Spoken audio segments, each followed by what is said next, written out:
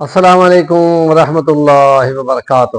بسم اللہ الرحمن الرحیم۔ ان اللہ وملائکتہ یصلون علی النبی یا ایھا الذین آمنوا صلوا علیہ وسلموا تسلیما۔ قال قولوا اللہم صل علی محمد قولوا اللہم بارک علی محمد۔ صدق اللہ العظیم۔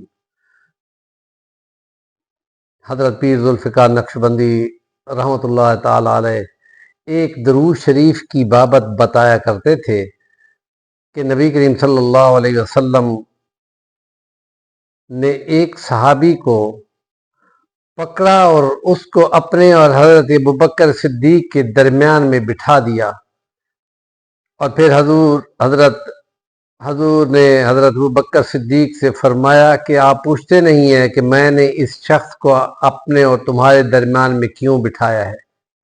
کہ یہ یا رسول اللہ ضرور بتائیں۔ آپ نے فرمایا یہ میرا وہ امتی ہے جو وہ درود پڑھتا ہے جو میری اتنی امت میں سے کوئی بھی نہیں پڑھتا۔ تو پھر نبی پاک فرماتے ہیں کہ اس نے کیا درود شریف پڑھا ہے، اور وہ درود شریف اس سے ہم سنتے ہیں، یا یوں روایت ہے کہ حضور نے بتایا کہ یہ درود یوں پڑھتا ہے: اللہم صلی علی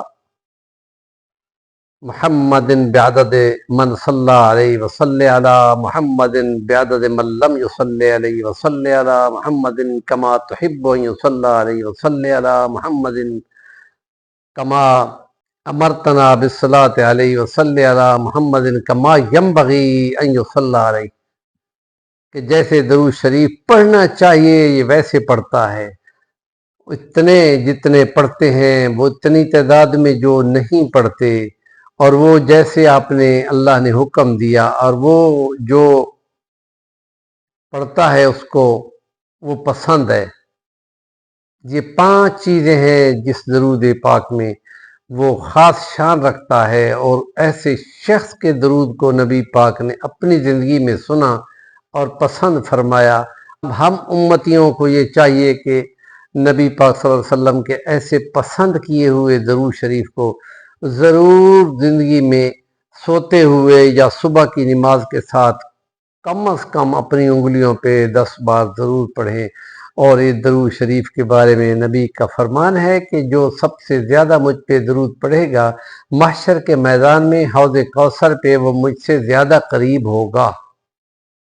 تو یہ حق ہے کہ اپنے پیغمبر کے لیے عمدہ سے عمدہ درود پاک کو پڑھ کر ان کے اللہ کے ہاں درجوں کی درخواست اور دعا ضرور کی جائے۔ ہمارے چینل کا نام ہے صفی الوانی، ضرور سبسکرائب کریں، کام کی بات کا کمنٹ دیا کریں۔